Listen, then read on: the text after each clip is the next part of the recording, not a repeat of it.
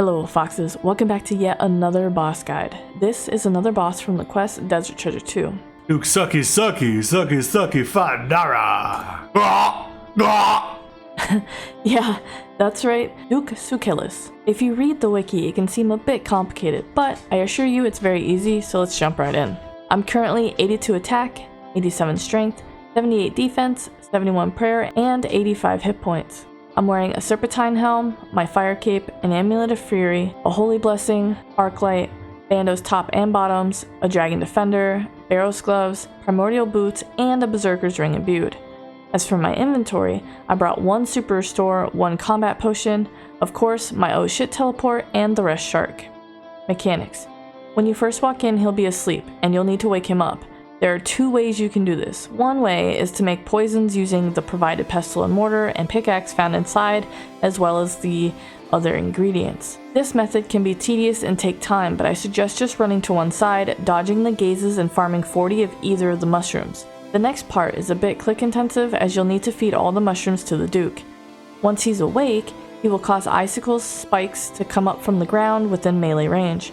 Prey from melee will negate most of this damage. Shortly after, he will slam his arms down, breaking the ice.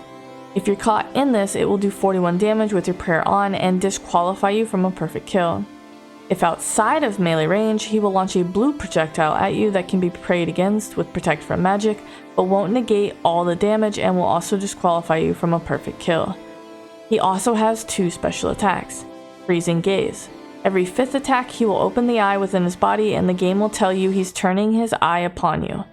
You must stand directly behind a pillar or you'll take up to 101 damage. Gas Flare. He will launch gas at the vent closest to the player's location, which can do up to 12 damage. Upon Enrage, which is at 110 health, he will start attacking one tick faster. When you walk in, you're going to want to drop some shark on the floor. I decided to drop it next to the Duke, but you can drop it anywhere. With those dropped, run back and grab a pestle and mortar from the shelf, and then stop right before the first monster that's on the stairs.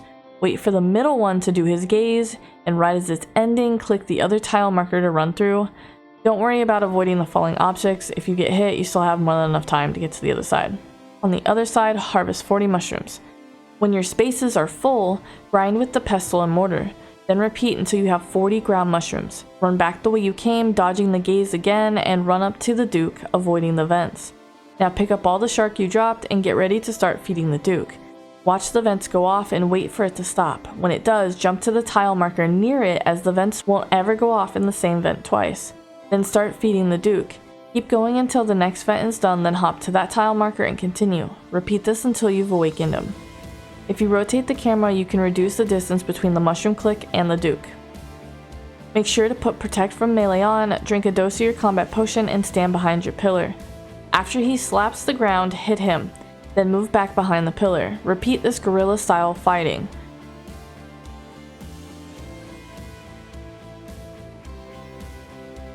When the screen starts to go purple and his eye pops out, stay behind the pillar, then continue your hit, move, hit, move. When he shoots out gas, run to the other side of the room as soon as you can. Don't worry if you take some damage the first time or two, you'll learn what to look for and get the timing down quickly.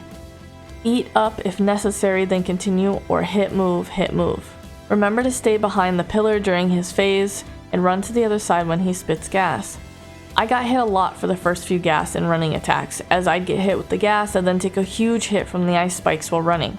But as soon as he spits the gas, start running and your timing will get better. By the end, I was taking little to no damage during these moves. I figured out that most of the time for me, he would do his gaze, then one irregular ice attack, then spit gas. So I knew if I saw him do the gaze, to wait for the gaze to get done, and then wait for his ice attack, and then, instead of trying to hit him, just run to the other side. Repeat these steps until he's at 110 health. Then just remember you'll have to quicken your pace a bit during his enraged phase, but most of the mechanics are the same. He will now spit 2 gas at you, but you're not going to worry about it. Just run over to the next side of the room when necessary. I ended up making quite a few mistakes, but downed him on my second try with over half an inventory of food left. So you guys got this. Thanks for watching, and I'll see you next time. Remember to not only turn on notifications, but check out my store for some custom OSRS merch. You can also become a member on YouTube and through my shop for exclusive content to show your support, as well as donate and leave a message for me where I'll personally reply to you.